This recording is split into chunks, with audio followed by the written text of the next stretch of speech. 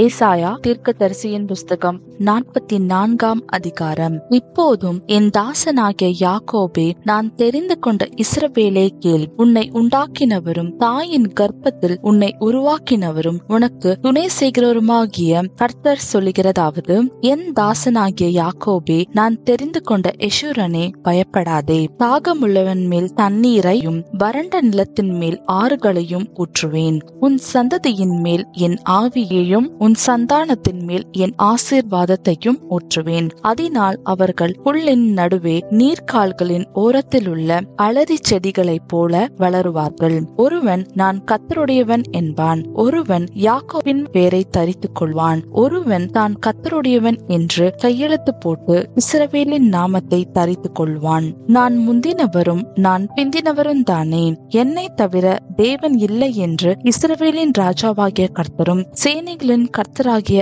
அவனுடைய மீட்பரும் சொல்லுகிறார். பூர்வ காலத்து ஜனங்களை நான் ஸ்தாபித்தது முதற்கொண்டு என்னை போல எதையாகிலும் வரவழைத்து இன்னென்னதென்று முன்னறிவித்து எனக்கு முன்னே வரிசையாக நிறுத்தத்தக்கவன் யார்? நிகழ்காரியங்களையும் வருங்காரியங்களையும் தங்களுக்கு அவர்கள் அறிவிக்கட்டும். நீங்கள் கலங்காமலும் பயப்படாமலும் இருங்கள். அக்காலம் முதற்கொண்டு நான் அதை உனக்கு விளங்க பண்ணினதும் முன்னறிவித்ததும் இல்லையோ?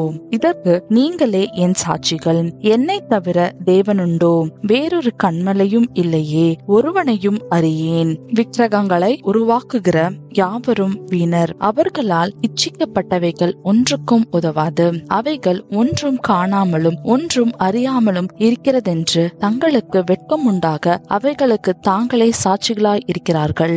ஒன்றுக்கும் உதவாத தெய்வத்தை உருவாக்கி விக்கிரகத்தை வார்ப்பிக்கிறவன் எப்படிப்பட்டவன்? இதோ அவனுடைய கூட்டாளிகள் எல்லாரும் வெட்கமடைவார்கள். தொழிலாளிகள் நர ஜீவன்கள் தானே, அவர்கள் எல்லாரும் கூடி வந்து நிற்கட்டும். அவர்கள் ஏகமாய் திகைத்து வெட்கப்படுவார்கள். கொல்லன் இரும்பை கொரட்டால் இடுக்கி உலையிலே காய வைத்து சுத்திகளால் அதை உருவாக்கி தன் புய பலத்தினால் அதை பண்படுத்துகிறான். பட்டினியாயிருந்து வெளநெற்று போகிறான். தண்ணீர் குடியாமல் களைத்து போகிறான். தச்சன் நூல் பிடித்து மட்ட பலகையால் மரத்துக்கு குறி போட்டு உளிகளினால் உருப்படுத்தி கவராசத்தினால் அதை வகுத்து மனுஷ சாயலாக மனுஷ ரூபத்தின்படி உருவமாக்குகிறான். அதை கோவிலிலே நாட்டி வைக்கிறான். அவன் தனக்கு கேதுருக்களை வெட்டுகிறான். ஒரு மருத மரத்தையாவது ஒரு கர்வாலி மரத்தையாவது தெரிந்து கொண்டு காட்டு மரங்களிலே வெளத்த மரத்தை தன் காரியத்துக்காக வளர்க்கிறான். அல்லது அசோக மரத்தை நடுகிறான். மழை அதை வளர செய்யும்.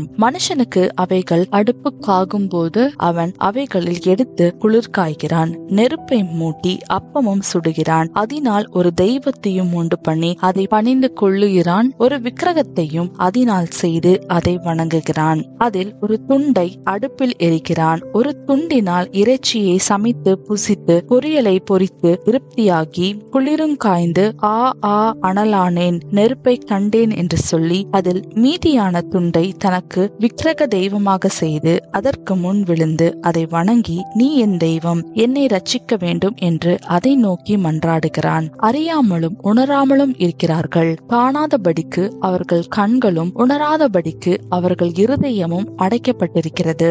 அதில் பாதியை அடுப்பில் எரித்தேன். அதன் தழலின் மேல் அப்பத்தையும் சுட்டு இறைச்சியையும் பொரித்து புசித்தேன். அதில் மீதியான துண்டை நான் அருவருப்பான விக்கிரகமாக்கலாமா, ஒரு மரக்கட்டையை வணங்கலாமா என்று சொல்ல தன் மனதில் அவனுக்கு தோன்றவில்லை. அம்மாத்திரம் அறிவும் சொரணையும் இல்லை. அவன் சாம்பலை மேய்கிறான். வஞ்சிக்கப்பட்ட மனம் அவனை மோசப்படுத்தினது. அவன் தன் ஆத்துமாவை தப்புவிக்காமலும் என் வலது கையிலே அபத்தம் அல்லவோ இருக்கிறதென்று சொல்லாமலும் இருக்கிறான். யாக்கோபே, இஸ்ரவேலே, இவைகளை நினை. நீ என் தாசன், நான் உன்னை உருவாக்கினேன். நீ என் தாசன், இஸ்ரவேலே, நீ என்னால் மறக்கப்படுவதில்லை. உன் மீறுதல்களை மேகத்தைப் போலவும் உன் பாவங்களை கார்மேகத்தைப் போலவும் அகற்றிவிட்டேன். என்னிடத்தில் திரும்ப, உன்னை நான் மீட்டுக் கொண்டேன். வானங்களே களித்து பாடுங்கள், கர்த்தர் இதை செய்தார். பூதலத்தின் தாழ்விடங்களே ஆர்ப்பரியுங்கள், பர்வதங்களே மலைகளே, காடுகளே, காட்டிலுள்ள சகல மரங்களே, கம்பீரமாய் முழங்குங்கள். கர்த்தர் யாக்கோபை மீட்டு இஸ்ரவேலிலே மகிமைப்படுகிறார். உன் மீட்பரும் தாயின் கர்ப்பத்தில் உன்னை உருவாக்கினவருமான கர்த்தர் சொல்லுகிறதாவது: நானே எல்லாவற்றையும் செய்கிற கர்த்தர். நான் ஒருவராய் வானங்களை விரித்து நானே பூமியை பரப்பினவர். நான் கட்டுக்கதைக்காரரின் குறிகளை அபத்தமாக்கி குறி சொல்கிறவர்களை நிர்மூடராக்கி ஞானிகளை வெட்கப்படுத்தி அவர்கள் அறிவை பைத்தியமாக பண்ணுகிறவர். நான் என் ஊழியக்காரரின் வார்த்தையை நிலைப்படுத்தி என் ஸ்தானாதிபதிகளின் ஆலோசனையை நிறைவேற்றி குடியேறுவாய் என்று எருசலேமுக்கும் கட்டப்படுவீர்கள் என்று யூதாவின் பட்டணங்களுக்கும் சொல்லி அவைகளின் பாலான ஸ்தலங்களை எடுப்பிப்பவர். நான் ஆழத்தை நோக்கி வற்றிப்போ என்றும் உன் நதிகளை வட்டாந்தரையாக்குவேன் என்றும் சொல்லுகிறவர் கோரேசை குறித்து அவன் என் மேய்ப்பன். அவன் எருசலேமை நோக்கி நீ கட்டப்படு என்றும் தேவாலயத்தை நோக்கி நீ அஸ்திபாரப்படு என்றும் சொல்லி எனக்கு பிரியமானதை எல்லாம் நிறைவேற்றுவான் என்று சொல்லுகிறவர் நான் என்பதே. ஆமீன்.